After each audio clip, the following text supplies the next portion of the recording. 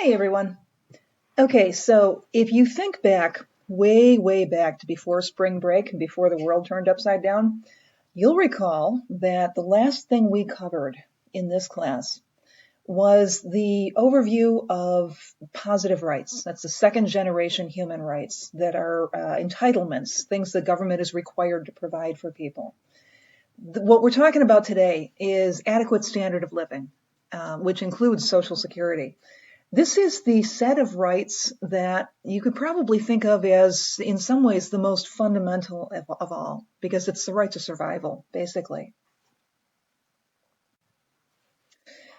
Two items here in the Universal Declaration of Human Rights. The first was Article 25, which of course says that everyone has the right to a standard of living adequate for the health and well-being of himself and of his family. And yeah, I know that's gender specific, but this was written back in the 1940s. The right to a standard of living adequate for the health and well-being of oneself and one's family, including food, clothing, housing, and medical care, and necessary social services, as well as the right to security in the event of unemployment, sickness, disability, widowhood, old age, or other lack of livelihood in circumstances beyond one's control. The additional clause there is that motherhood and childhood are entitled to special care and assistance. All children, whether they're born in or out of wedlock, should enjoy the same social protection. And arguably, you could make the case that motherhood probably shouldn't be emphasized so much as parenthood here. But people who are primarily responsible for children are entitled to assistance from the government. Article 22 of the Universal Declaration of Human Rights specifies that everyone as a member of society has the right to Social Security and is entitled to realization through national effort and international cooperation and in accordance with the organization and resources of each state, of the economic, social, and cultural rights indispensable for his dignity and the free development of his personality, or her, or their personality. Now, the equivalent of this in the International Covenant on Economic, Social, and Cultural Rights is Article 11 on adequate standard of living and Article 9 on the right to Social Security. Remember that the International Covenant on Economic, Social, and Cultural Rights is basically the treaty that enacts the things that were said in the Universal Declaration of Human Rights. Okay, so let's do a little defining our terms here. Standard of living, what is that? This is a term that gets thrown around a lot, but most people really could not give you a specific definition for it if you lined them up and put a gun to their heads. Here's the definition I would like you to use. Standard of living refers to level of subsistence, material welfare, or comfort that you experience in everyday life. It's basically the building blocks of ordinary living. If you think of the bare necessities that we have to have, things like we have to eat, we have to maintain a homeostatic body temperature within a few degrees of 97, 98, we have to not get shot, and so on.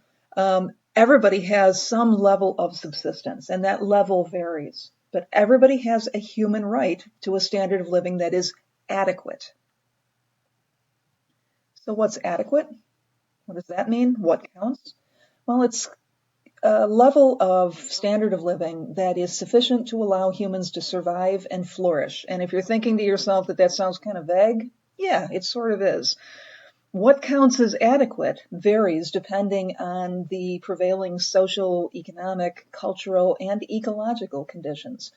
But it's not just about avoiding dying. It's about letting people have a high enough standard of living that they can be healthy, happy, and productive. And there are actually some guidelines to this. 3 principles, in fact, that an adequate standard of living has to fulfill. The first principle is that everybody is entitled to subsistence above the level of poverty. Now, this is a goal, obviously. Many countries, including certainly the United States, don't manage to achieve it on a regular basis, but it's what we're aiming for. The second principle is that access to basic needs or subsistence must not be contingent on loss of freedom. In other words, your access to things like food and nutrition and housing and medical care and the social services that you need to survive must not require you to have to surrender your personal sovereignty. You can't be forced into engaging in labor. You can't be put into slavery in order to get access to these things. And the third principle is that access to basic needs must not be contingent on loss of dignity. No one should have to degrade themselves through begging or prostitution, for example, in order to gain access to an adequate standard of living. Okay, so what all does this include? I've used several terms here. I've made reference to food, and I think medical care came up. Basically, here are the items that are considered to be part of your standard of living. The four most immediate and obvious elements. These are the things that are listed right in the Universal Declaration of Human Rights and in the International Covenant on Economic, Social, and Cultural Rights. The right to adequate food, the right to water, the right to adequate clothing, the right to adequate housing. That's sort of the core of this whole standard of living concept. The Universal Declaration of Human Rights also mentions three other elements. The right to health or medical care, the right to social services, and the right to Social Security. And they're not talking just about Social Security in the sense that we think of it as you get a card, it has your number on it, you pay into your paycheck, and eventually you get a check when you hit, 72, I guess at this point. That's very United States specific. But the whole overall concept of Social Security is just the basic idea that your needs will ultimately be met. Everybody is entitled to the economic, social, and cultural rights necessary in order for them to survive, and that includes when they're older.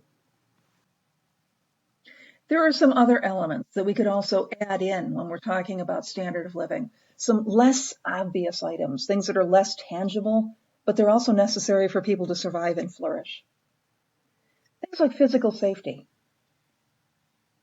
or education, certainly a clean environment, access to communication and therefore information, access to hygiene, and that includes plumbing, sanitation, the opportunity to get clean, access to comfort, opportunities to be physically and mentally comfortable, and opportunities for leisure or recreation. We could even add more abstract needs, things like a sense of community and connection to other people. But mostly, standard of living is about those basic survival needs: food, water, clothing, housing. So there are some basic criteria here that need to be considered. Subsistence needs must meet certain criteria. They have to be available. The water, the food, the housing, and so on, there has to be enough to go around for everybody. They have to be safe. The quality has to be free of contaminants or danger or debilitating conditions. They have to be physically accessible. It has to be possible to get to them. It has to be affordable. You have to be able to acquire these basic standard items without having to give up all of your other needs. Standard of living subsistence needs also have to be secure. There has to be some guarantee of continuous access, that it's not going to disappear tomorrow. And they have to be culturally appropriate. In other words, they have to be consistent with your cultural or religious beliefs or restrictions. Now, this list is really sort of vague and abstract, so let's get some specifics here. Let's talk about food. The right to adequate food means that everyone has to have physical and economic access to adequate food or the means to acquire it. The state is obligated to mitigate or alleviate hunger, even in times of natural disaster. So the right to adequate food includes things like it has to be available. You have to have quantity and quality sufficient to satisfy people's nutritional needs. It has to be free from adverse substances or contamination. Arguably, we don't do a really good job of that. It has to be accessible. Economically, the cost has to be low enough that it doesn't compromise your ability to meet other needs. And it has to be physically accessible to everyone, including people who are physically vulnerable, like infants, children, the elderly, the disabled, terminally or chronically ill people, and people who are victims of natural or other disasters. And it has to be culturally acceptable. Some people need halal or kosher or vegetarian food options.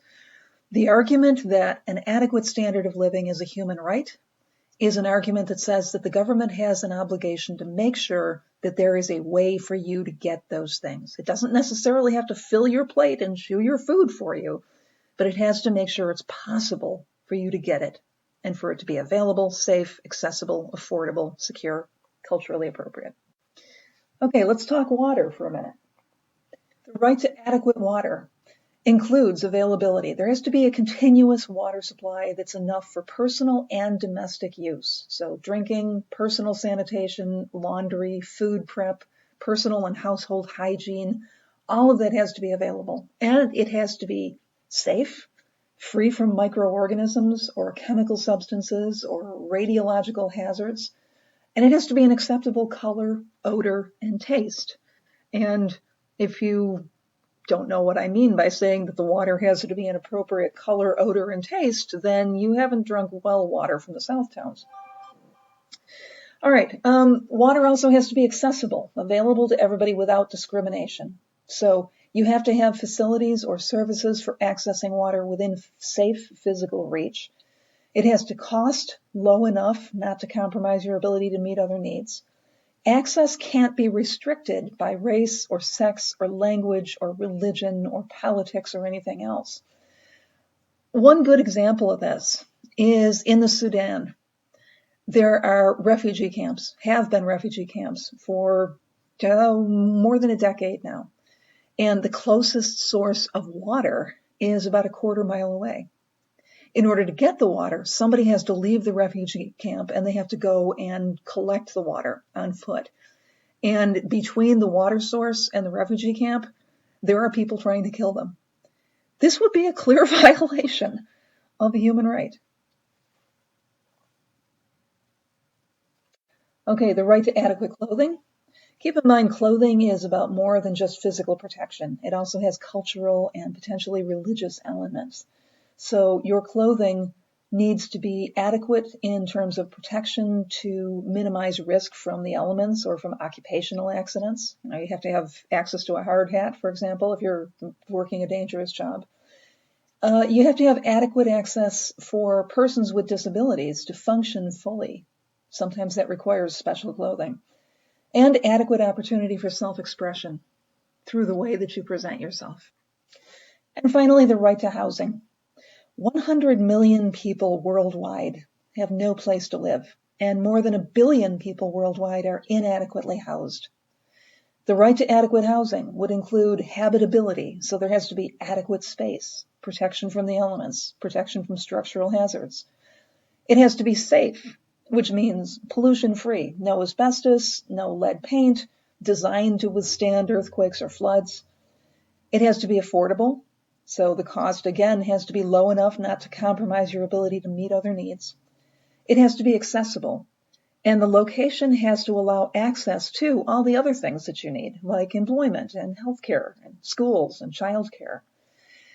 There has to be security of tenure. What that means is you have to be protected from arbitrary eviction or harassment or threat. And it has to be culturally adequate. It has to allow for respect of your cultural identity. So things like allowing sex-segregated facilities. So here's a problem. Positive rights like these take resources that the state may not actually have. Developing nations may not have access to the needed technology to feed their whole population, especially if the population's growing quickly.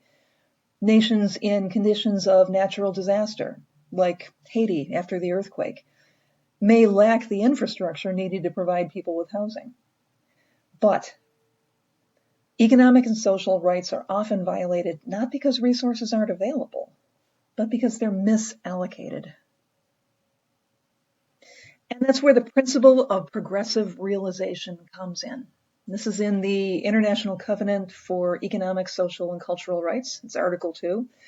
It says that the state's compliance with its obligation to take appropriate measures is assessed in light of the resources, financial and otherwise, available to it.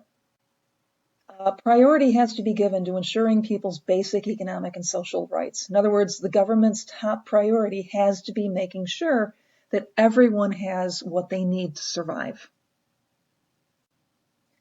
Second, there's a requirement for equitable distribution of available resources. In other words, you can't have some people starving and sleeping under bridge abutments while other people are gorging on gourmet feasts and living in mansions. Billionaires should not be getting giant tax breaks while kids go hungry.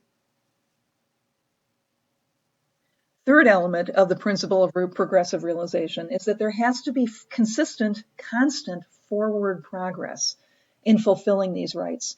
In other words, governments have to keep moving toward fulfilling people's needs until they've actually been fully achieved. You can't get halfway there and stop. And even more importantly, there cannot be backsliding that would cause undue hardship if there's any choice at all, if it can be avoided. If there's a major disaster or something, say a small country, a big volcano, it may not be possible to avoid a resurgence of poverty or hunger or homelessness. But governments have an obligation under the principle of progressive realization not to take actions that would contribute to this. That means, if at all humanly possible, they should not cut subsidies for food, water, or energy. They shouldn't reduce spending on education or healthcare or social services, and so on. In other words, the principle of progressive realization says that you are always aspirationally working toward the fulfillment of people's human rights. It may take you a while to get there, to realize the success of it, but you have to be progressive in that direction. Hence the name, principle of progressive realization. So how well are governments in the world community today, and the United States in particular, meeting these obligations to provide an adequate standard of living to everyone? What do you think?